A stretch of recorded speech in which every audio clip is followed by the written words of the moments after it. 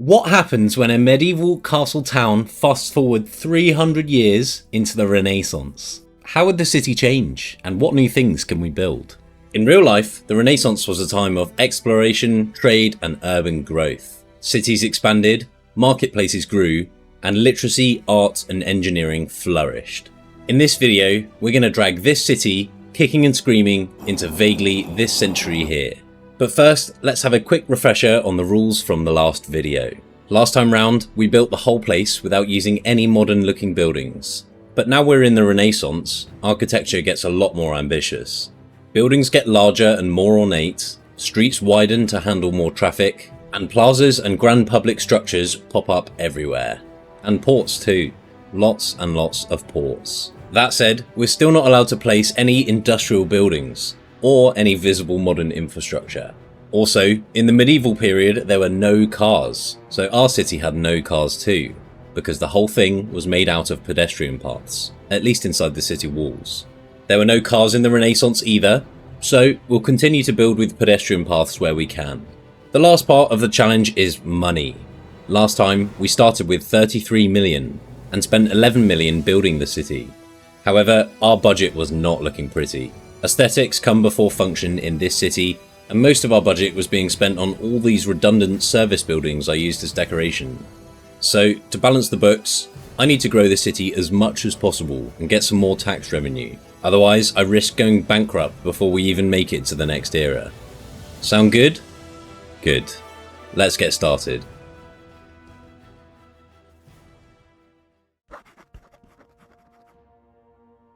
Before we build anything new, I think that Skylines needs a few tweaks to show that time has passed. I don't just want to rebuild the entire thing, but I've got a few ideas to age the city and add to its history. But first, some admin to do. In the last video, we left this city in the height of a crime wave, because police cars couldn't use these tiny pedestrian paths I placed. Thank you to Chilled Out Internet for reminding me that you can place invisible roads through Find It, which completely fixes the problem. We shall build a statue in your honour. The next thing I wanted to test out was a comment from Jolly Jokester Low, who reminded me that I can turn off the expensive service buildings. Sadly though, it creates a big power button icon above it, and this power button icon wasn't invented until 1973, so we can't be having that. Side note, but I did some research for that joke and found that this icon is just a combination of the icons for on and for off, denoting that it's an on-off switch. Wow. Anyway, this means that all these service buildings have to stay on and the burden on our budget remains. My next idea was to actually simulate some kind of disaster. Nearly all large cities at the time experienced fires at some point between the medieval and the Renaissance period. Some cities had multiple fires and a huge earthquake, like Lisbon in Portugal, where about 85% of its buildings were destroyed and rebuilt bigger and better. To get the same effect, I remember that you can start events in the developer console. So I started a bunch of fires and collapsed a few buildings too. The first thing to go was this church in Plough End, which I think we should take as a sign. We also got a fire in Merchant Square and over in Smith Row. It was probably those careless bakers down on Pudding Lane. Despite the half-assed attempt by these fire trucks to put it out, they couldn't make it in time and the buildings collapsed. Oh no! I hear you say. Fear not, young viewer, this is all part of my cunning plan. I demolished the ruined houses, and a few other houses too, to make room for some new buildings. Since the last video, I've been playing with the Mediterranean Heritage Creator Pack, and these assets work perfect with the German buildings I've been using already. I would replace more of these German buildings, but they're already more of a Renaissance building than a medieval one anyway, as many people pointed out in the comments. At the very least though, it added a bit more variety into the town, and added some more height variation as well. With those buildings built and decorated, the last thing I wanted to do was make some changes to Penny Lane. Half these buildings were unoccupied anyway, and I think it would benefit from a bit of gentrification. I demolished this whole block and had just enough space for another new asset, this time from the Leisure Venues Creator Pack. I placed 3 of these commercial signature buildings, hoping they would add more wealth and land value to the area. I had a quick pause to check that the crimes were being solved and that people were moving into these new buildings. Then I was thinking about my next big project inside the city, and this time it involved the Merchant Square. To celebrate our victory over the crime gangs that had overrun the city, I wanted to build a triumphal arch. Have you ever wondered where the word triumph comes from? Probably not, but I'm going to tell you anyway. Nowadays we use it to mean victory, achievement or success. but it comes from the Roman word triumphus, which was a ceremonial procession to celebrate victory in battle. This procession would go through the streets of Rome and always end up at the Temple of Jupiter. Along the route of the triumph, they would build triumphal arches as a way of commemorating the triumph.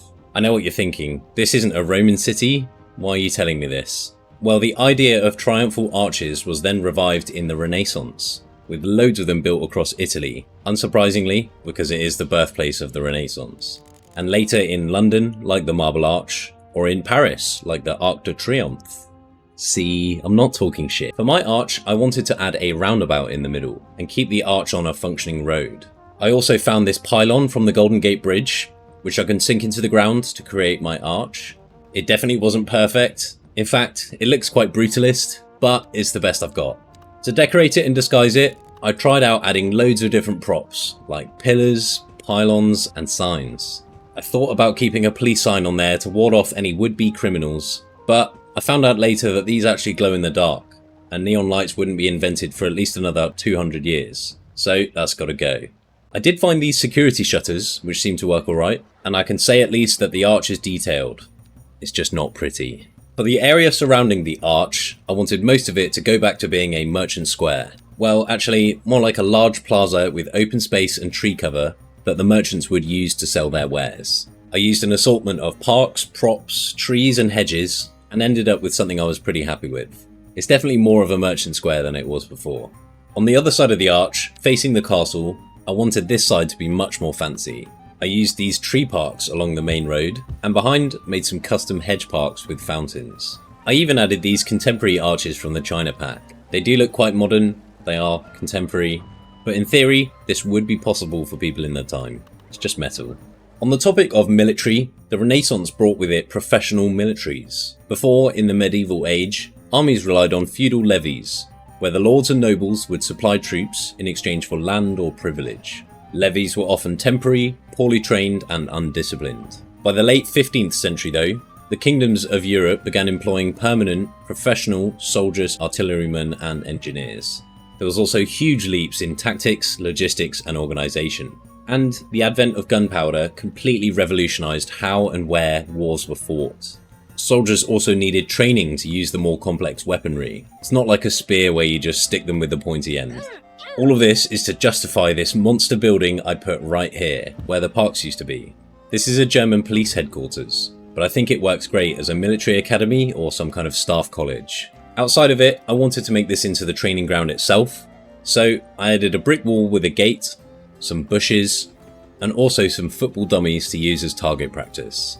I also found these industrial props, which I think could be like a weapon rack or something. The final touch were these green trash containers, which look quite like green tents, just don't look too closely. The last thing I did around here was remove these old mill ruins from over here and replace them with a big round park. I think this is looking pretty cool. We've made some changes, but not too much. Now we're ready to move outside of the city walls.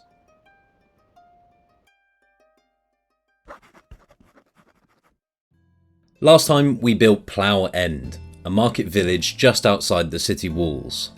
Over the years, this village would have grown in size, density and wealth, and my changes needed to reflect that. We also lost the church down here to the earthquake. Rather than rebuilding it, I replaced it with a big fancy plaza to go with the small park that we had already.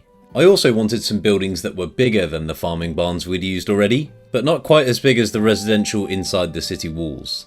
Luckily, I found these Eastern Europe medium residential, which were the right size, but didn't much look like it was from the Renaissance.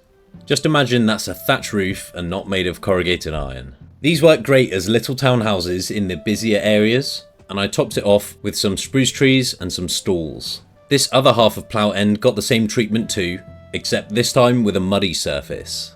Now it was onto the outer edges of the village, which meant saying goodbye to these farming zones, and saying hello to a lot more residential capacity. Hopefully this will net us a nice amount of tax revenue. And the other side got the same treatment too, but I did keep some barns and smaller buildings around the boundary of the village. My final plans for Plough End was actually to expand it even more.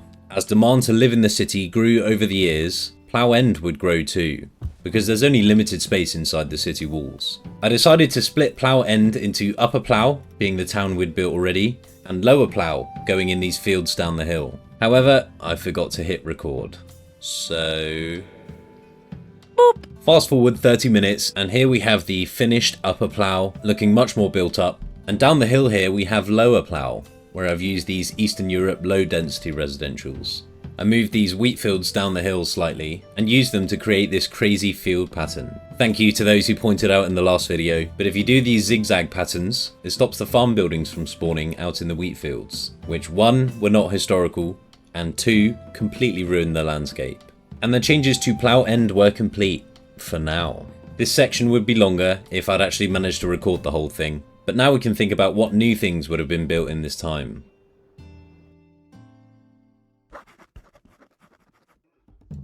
Before the live section at the end of the video, I wanted to make sure I got as much specialised industry and residential as I could, so we'd make more money.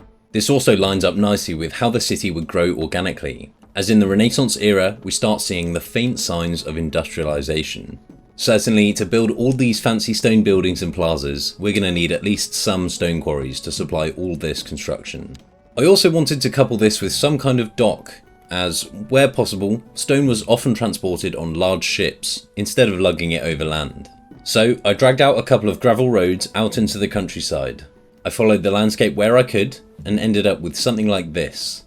Down here by the shore, I added our first stone quarry, again using this zigzag pattern, which I can hide with an identical surface over the top. I also tried blending it in using the forestry surface and some boulders too.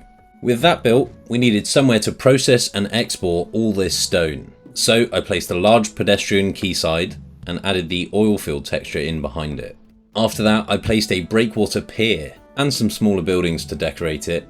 I thought a stone quay on the other side would fit nicely, and found these construction cranes which I painted brown to blend in better. The final touch were these ships, which also got painted brown, and now I was ready to keep expanding the area. I wanted to create some kind of foreman's office on the waterfront, as the majority of stone mining in this time was done by hand, so there would be a lot of staff to oversee and organise. These Mediterranean signature buildings fit snugly onto the waterfront, and I decorated them with some palm trees, which we haven't actually placed yet. Palm trees are not native to Europe, where this city is vaguely based, but the Renaissance was the era of exploration, and explorers would bring home interesting plant life to show off to their mates. Potatoes! Anyway, I got another stone mine in, and this zigzag technique was already getting quite tedious. I think I got quicker over time, but that didn't make it any more fun. So I mixed it up by placing some farm buildings and some small houses. Not loads, but enough to be noticeable. I wanted to keep this area fairly rural. Back at the quay now, and I wanted to port things up a bit. If this was going to be used for trade and logistics, we needed some more docks and a big warehouse. I cut out 3 inlets and lined them with pedestrian paths, and we had just enough space for the Neo Barracks, a new large park added in the Mediterranean Heritage Pack. The scale was spot on, and the look of it was spot on too, keeping those reddy brown roofs that we've seen elsewhere. After some fiddly paths, some more buildings and some boats, and this area was starting to come together. I just needed to fill in some odd spaces and connect up some roads, and then I was ready to put a name on this area. Uninventively, I called it Stone Quay, but my excuse is that, at least with English place names, they are extremely uninventive. I'm sure you don't need to think too hard to work out how areas like Newcastle or New Quay got their names. In this instance, we've built a quay down here on the waterfront, and that is going to be exporting stone, hence Stone Quay. Anyway, I built a new gatehouse into the city, connecting Stone Quay up to Penny Lane. This area is definitely going to need more of a facelift with all this traffic passing through. The last thing I wanted to do over here was create some kind of Napoleonic fort. We talked about them a lot last time, so it would be rude not to build one while we're in the right era. The trouble is, I struggled to build one when I was actually trying to. I think I started it too far back into the cliff, so it didn't actually have a good field of view. Plus, it's not like we've actually got artillery assets in the game, so I didn't really know what to put there or how to detail it. The closest I got was adding some textures and placing these trailers, which looked very vaguely like artillery, if you squint, and you've had a bottle of wine. So if you got any suggestions guys, then please let me know in the comments. I'm genuinely at a loss here, and I might just have to pull a mulligan on this one. Either way, I'm pretty happy with the rest of the area for now. No doubt this will all change as we move through the eras.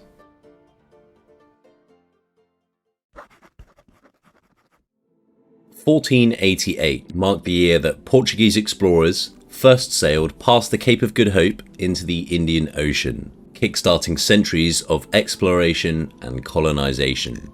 This increase in long-distance trade helped create a wealthy and influential merchant class in many European cities. Money and power was no longer concentrated solely in the hands of monarchs. Guilds, trading families, and city councils began to rival kings in wealth and influence. So in-game, I decided to build another large settlement down here by the water. I picked this spot at the back of the bay because it would be more sheltered from the waves, and it's flanked by a river, making it easier for boats to access. I also dug a channel along the opposite side to give us some more waterfronts, and then lined the entire waterfront with pedestrian quays. To create a harbour, I used a mix of piers and quays, with 2 of them being actual functioning transport hubs, thanks to the More Water Transportation mod. I wanted to create this rock armour effect that I've done elsewhere, but this area was absolutely huge, so I spent way too long manually placing boulders. This is probably the lamest reason why someone got RSI. With that done, I want to talk about my inspiration for this build, and it's somewhere that we've already talked about in this video, Lisbon. Specifically, the Praça do Comércio, literally translating to Plaza of Commerce. After the Great Earthquake of 1755, the old square was completely destroyed, so they rebuilt it into what we have today. They laid out the whole area symmetrically, with the square right on the waterfront, creating a natural focal point for commerce. Interestingly, they also pioneered some seismic safe building techniques to better withstand future earthquakes. For my square, I wanted more of a circle. Specifically, there's an asset I've only discovered recently and I haven't placed just yet. It's the Fountain Plaza, which is a bit of a hidden asset. I'm not sure if many people actually know about it. Basically, to access it, you need to go to beta-accounts.paradoxinteractive.com. Log in with your Paradox account if you have one, then go for the redeem button at the top and type in the code CHIRPERISBACK, lowercase, all one word. When you next launch the game, you should now have access to it. As far as I'm aware, this was something to do with some kind of treasure hunt around the time of launch, where you had to decode some messages to end up with this answer. It does have synchronized fountains going off, which they probably didn't have 500 years ago, but it's so cool that I don't care. Suck it. Now the fountain was down, I surrounded it with a small pedestrian path and then connected it up to the quays. About now, I realised quite how well Lisbon works as my inspiration, because the commercial plaza has a hill with a castle nearby, just like we do. You can also see here that all these roads run either parallel or perpendicular to the seafront, which is something I'm definitely going to replicate. Doing this created some nice neat blocks that I could fill in with these Mediterranean signature buildings, and they work so well for what I was going for, it feels like it's too good to be true. I guess technically Portugal isn't in the Mediterranean, but I feel like they get a pass, no? Do Portuguese people get to say the M word? Anyway, I built a bridge across this canal and extended the surfaces out under these buildings. It's a nice white tile or cobble texture, so I'm going to keep it where I can. Just like the commercial plaza, I wanted some wide, straight roads leading into it. But unlike the commercial plaza, I also wanted this to be a canal city. Yeah, I know, I've kept that quiet until now. But the other major inspiration for this build is Amsterdam in the Netherlands. If somehow you don't know, Amsterdam has these beautiful canals everywhere, and they're organised in concentric rings around the capital. These canals specifically were built in the mid-1600s, at the height of Amsterdam's boom as a global trade hub. So something like this is a perfect fit for my Renaissance city. This also created a nice boundary for my town centre, which I filled in with more Mediterranean stuff, like some schools. I tried to keep the buildings fairly spaced out and left some space for small parks and plazas in between. Being a port though, we would likely have some big buildings used for trade or commerce. These could be marketplaces or storage warehouses too. Once again, the neo-barracks fit perfectly here, although this time it had a darker roof. Detailing the rest of the town broke down into placing houses, expanding surfaces, adding small parks, and some paths and trees too. Amsterdam also has a lot of cool bridges, which I tried to replicate, but mine came out quite flat. I tried to raise them using Move It, but annoyingly, the higher I raised the bridge, the narrower the gap underneath got. With the last few trees down, and this inner town was complete, but I was far from finished. To keep expanding, I needed to build another canal, which didn't take long, except this time, I stopped it just short of reaching the other side, just to mix it up. In this ring, I wanted more of the same, so I placed some more Mediterranean houses, as well as a Chinese kindergarten, which I think is just a reskin of the welfare office, but it has brown roofs, so I thought it fit. For these buildings, I was using a lot of the corner pieces to create bigger buildings with their own courtyard round the back, meaning I could make these buildings as big as I liked. Once again, these plaza parks were coming in very handy for filling odd spaces, and before I knew it, the first ring of the canal city was complete. There was something I wanted to build, which I had in mind even before I started recording, and that was a dry dock. Dry docks were a huge leap in naval infrastructure, with the first ever dry dock being built in Portsmouth in 1495 under King Henry VII. The idea was to float the ship into the dock, seal them off from the sea, and then pump out all the water, leaving the ship resting on blocks for easier maintenance. Pioneering techniques like these was part of the reason for England's growing naval power in this period, and we all know how that ended. Anyway, to build mine, I built a wide inlet connecting to the river and built another 2 inlets branching off from it, which would be our dry docks. Lining the dock with retaining walls, I managed to place these bridge pillars in neat rows along the sides, creating a gradual slope. For the top of the dock, I used these smaller pillars and placed them with the curve tool, which worked pretty well. And yes, I know they're not symmetrical, but have you ever actually tried this? It's fiddly as fuck. With the dry docks done, I wanted this area to be somewhat industrial, somewhat commercial, but also in keeping with the rest of the town. Oh, good grief. It's hardly in keeping with the village's rustic aesthetic, is it? So I managed to sneak in some commercial signature buildings and our first office building, which I think I could just about get away with. I also used another neo-barracks, but this time with a bright orange roof. Annoyingly, in these in-between gaps, these plots didn't actually have any road access. But then I remembered that the German pack adds these building props that usually sit in the back of the residential properties. And because they're props, they wouldn't actually need to be functional, so they worked great here. I topped it off with some surfaces and a small yard with some resources in. I'd imagine these resources would be used to repair the ships when the docks were in use. And with a few more rows of houses, this town area was complete. But I still had a bit more work to do to blend this into the surrounding area.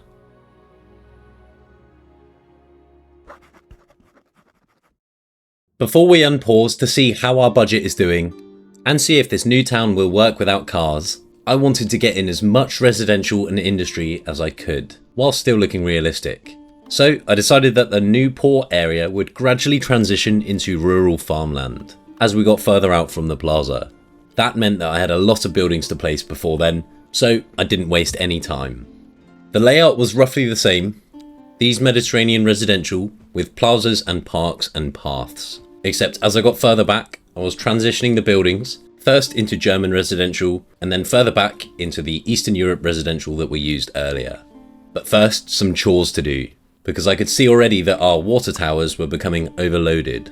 So I sneakily snuck in 2 water towers inside these buildings on the seafront, but I think they actually work quite well as decoration.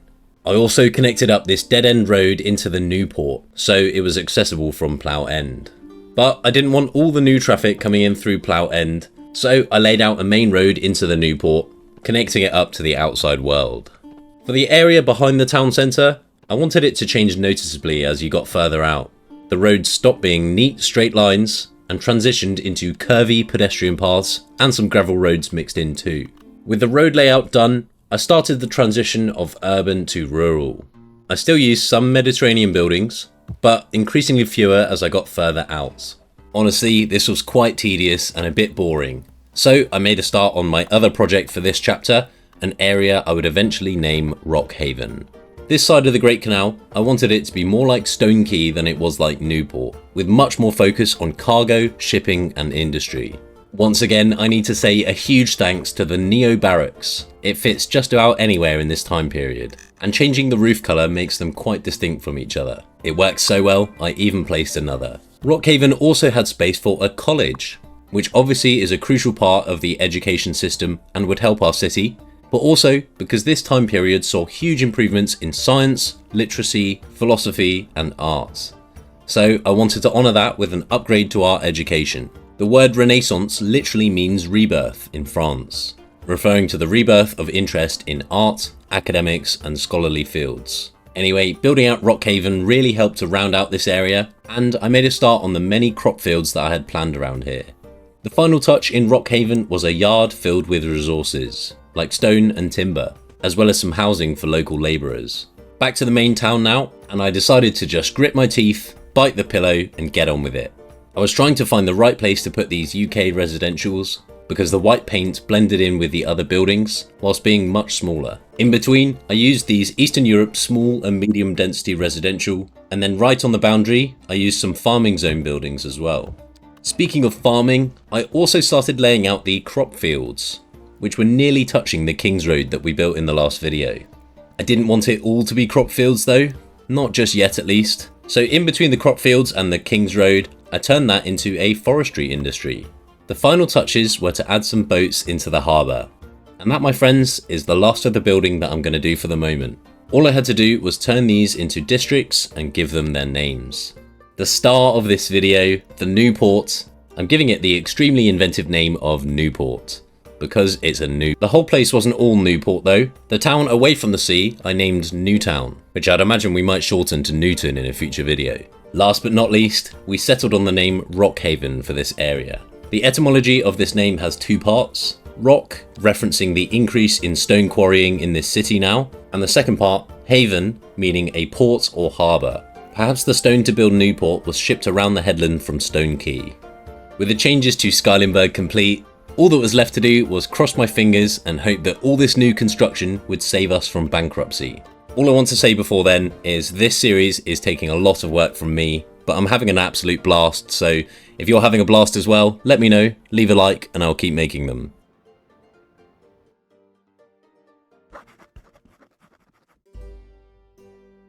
Welcome back to the long-awaited live section of the video, where we're going to unpause, test this city out, and see if this will actually function like we want it to.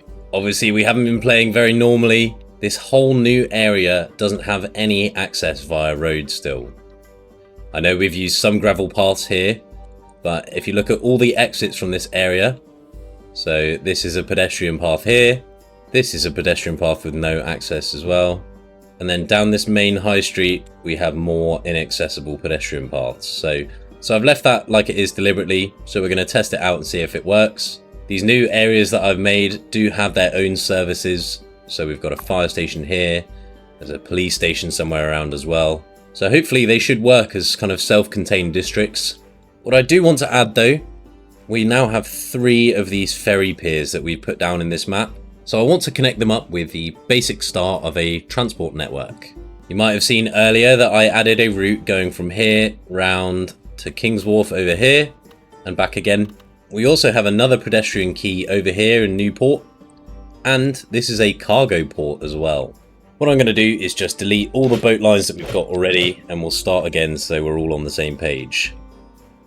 The first one I want to do is connect up these 3 ferry piers here. So we're going to start there, stop off in King's Wharf, go round the headland to Stone Quay, and we'll do the same route in reverse. And then the next ones I want to do is connect these up to the outside network. So we're going to come along the coast and back into here. And then in King's Wharf as well, we're going to come from here along the coast out this way and back again. The last thing I want to test out is this cargo port here, which I've added into Newport. Although I'm a bit worried that it's going to use the giant mega ships rather than the little sailboats we've been using previously. Let's see if we can customize the ship. Oh, we can. Yeah, a small cargo will do. I'm going to set these all to be free and have the minimum amount of boats on there. That should give everyone a much better way of moving into the city. Haven't been on it with the invisible roads here, so we're probably going to have to come in and add some down the line, but that's a later problem. I also wanted to take a look at our budget, because it's not looking good. We are negative 1.6 million every month here. Currently got normal taxes, but most of these properties are probably unoccupied because I haven't really unpaused yet. There you go, look, the whole of Newport is unoccupied. A few down here as well, lots in Plough End.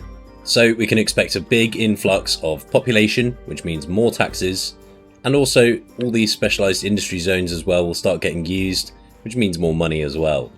If it comes to it, maybe I'll tweak the tax percentages here, but for now I just want to see if it's actually feasible with what we've got. Most of these budgets are still at 50%, so hopefully that will help. The last thing I wanted to look at here is a mod called InfoLoom, which you might have heard of. Basically it just gives you loads more data for you to look at of your city. Well, it doesn't really seem to be working. I think playing with infinite demand has kind of screwed it a little bit. Oh well, we'll unpause and see what happens. You'll notice over here in Stone Quay, I also used these pedestrian paths to make sure it was cut off from car traffic. So still, the only places that cars can go is up into Plough End to park, but then individual service vehicles can drive around their own districts. The last thing I wanted to say is that I've snuck a lot of music that you might recognise into this video, so if you've recognised any of the music, let me know what you heard down in the comments. Without any further ado, let's finally press play and see if this city will survive. First thing I see is a lot of people moving in, which is pretty good. Let's have a look at these buildings being occupied. Some of them. Pretty cool, huh? It's very noisy. I think this came out pretty well. I actually really like these water towers here as decoration. Hopefully the people inside don't mind. We've got our first boats coming in. Where is he off to? Oh, he's the cargo. Oh, cool. So in theory, this should give a way for all of these specialised industries to actually export their goods, as well as goods being imported through here as well, so they don't need to come in a car. It's looking busy. It's going to be a lot of taxis. Let's see if we can see the taxis. Looking at our population as well, it looks very good. We're already up to about 9,000 people. And look at this, people are moving in. You can see this is population density mapped. So at the moment, looks like everyone's concentrated around the gates of the city, but I'd imagine this is going to get more and more blue, and we'll probably see the centre being around here. Seems to be a problem with our dry docks. They're not very dry. But dry docks aren't always dry, I suppose. Maybe we're just waiting for a new ship to come in before we drain it. Wow, loads of people. What car? Delivery van? What are you up to? I forgot about that. Okay, you see what's happened here? I thought we'd cut it all off here, but they've got another way up. So how am I going to fix this? Probably just turning that into a pedestrian path. I don't mind service vehicles using the roads, but the more I cut it off, the more it will force people to walk where they can. Having a look at our budget now, we are miles in the green. Absolutely miles in the green. How has this happened? Commercial tax? I didn't even put that much commercial down. Whoa, whoa, whoa, whoa, whoa, whoa, whoa, whoa, whoa. Who are you and what do you think you're doing? Sailboats, please. Sorry about that, everyone. Just pretend you didn't see this, okay? These are time-traveling boats.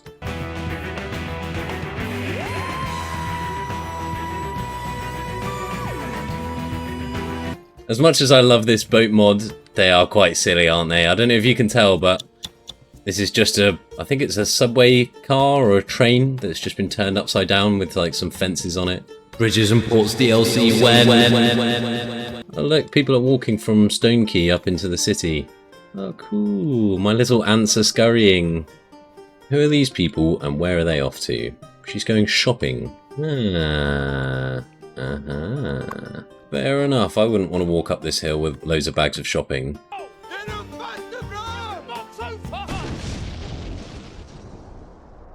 Oh, and these commercial buildings I put down are now requesting high-skilled labour. Give it time, they'll graduate soon, I'm sure. Have we got anyone in the college? Well, we had a huge surplus before, that's now just completely gone negative. I don't know what's changed. And we still haven't filled all these properties yet. I'm hoping that will come with time. Oh no, everyone's leaving, don't go! But how's the rest of the city doing? How's our arch looking? Pretty unused. The market must be closed today. That's what I'm going to tell myself. But what about... Oh, come on, lads. I tried so hard. Really? I spent ages. Look at these squiggly patterns. Is this not enough? Oh, can I at least like colour them? I'll just make it grey, then at least we can't see it as well. I'll paint you grey as well. Okay, you didn't see anything. Move along. But it seems like the squiggly pattern has kind of helped. We've still got Renaissance tractors apparently, and loads of farm animals. I forgot about this. I've literally just painted you guys grey. So our budget's back up by 680 million a month again, and it's back down again. Okay, what's causing that then, do you reckon? Our population is wildly fluctuating though. This was happening last time and I couldn't work out what was going on. Looks like everywhere is occupied in the actual castle and in Plough End. Got no unoccupied buildings in Stone Quay. Rockhaven's getting pretty full, but still a lot of empty properties in Newport here. Where are these guys going? Devon, huh? Where are you going? He's moving in. You're going the wrong way, buddy. You're moving into a different city, maybe. Or is he going to come out and then come back? Take your time. Oh, Devon. I think Devon's been lost to the sesh. Mark remains. You know what? You're getting deleted as well. No deserters in this town. Back down to 6,000 population. What have I done wrong? I literally built these guys an awesome new city. And this is how they treat me. I can't work out why they're leaving. Crime risk is still high, but there's no crimes. What about the info view? So we've got police coverage here, got police coverage here and here. Maybe we need one in Stone Quay? Sneak in a small police station down here. Oh, fuck. That's fine, I didn't want to surface there anyway. No, I'm joking, I'm putting it back. Oh, that worked? Really? Really? No, not really. I'm tempted to put in a mail system because people are demanding it, but the mail system like we have it at the moment is not what they would have had back in the day. If I put them in this city now, it'll start spawning mail vans, which are not very historical. But it does look like the crime risk is going down somewhat, so let's keep plugging away at that. Looks like we're going to need another station here. Maybe it's because of these pedestrian paths. Hopefully that has helped a little bit. Yeah, a little bit. Back in the negative, not really sure why. But plus side, we are producing lots of resources. Hopefully this will be lubricating our economy somewhat. Ah, that's what I've forgotten. Newport needs its own hospital here because I snuck in a little crematorium, but an actual doctor's office would probably go down quite nicely. Maybe we can sneak in another one of these UK ones. Happiness is going up because everyone has healthcare coverage, I'd hope. So it's not just like our growth has stagnated, it's like people move in and then people move out and people come in to replace them. So if you've got any ideas of what's going on in this city, then I would love to know your theories, because it's a bit of a head scratcher for me. I'm not too surprised because there has been some janky mechanics going on here. It actually might be something to do with the infinite demand mod as well. Maybe I'll remove that and see if that helps. Otherwise though, I think over a long time period, we're probably just about breaking even, because it fluctuates between 1 million and then -1 million. So fingers crossed that works out even. If that's the case, then I will take that as a win, because you saw what the budget looked like beforehand. I've just spotted the forestry industry has this little tree grabber driving around here. It's really cool, I've not seen this before. Although it looks like he's swerving between the tree... Oh, no. Don't worry. They're doing it again. Did you see that? What are they doing? It's like they cheering with their arms in the air and then clapping. Yeah, look. This guy has like tattooed his hairline on underneath. So yeah, these guys are literally just standing around in the woods, just cheering and clapping for nothing. Is this what people did back in the day? So it's still pretty unoccupied in Newport here, but it's getting better. People are moving in. Seems like everywhere else is completely filled up now. I think ultimately I just need to wait a little bit and see which areas are inaccessible, add in some invisible paths and see if that fixes it as well. So once again, I'm cranking up the speed to max, and we'll check in a minute.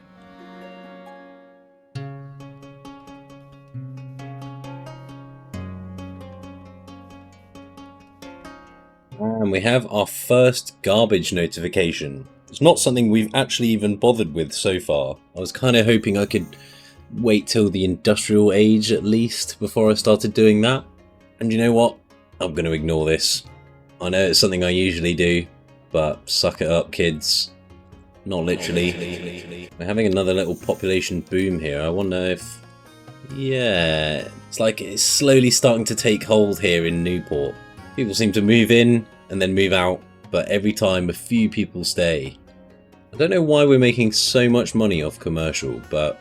so did you see that? Look, it's fluctuated. It fluctuates between like 400k and like 1.4 mil. So something's going on with these commercial buildings here. Let's have a look. Any unoccupied?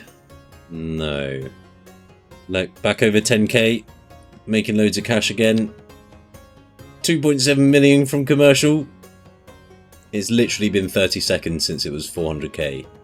Huge population boom going on. We're past 13 million, which is a record for this city. It seems like everyone's got over it and they've finally moved into Newport. So there is a lot of hope for this city. Oh, neon lights. Get out of here.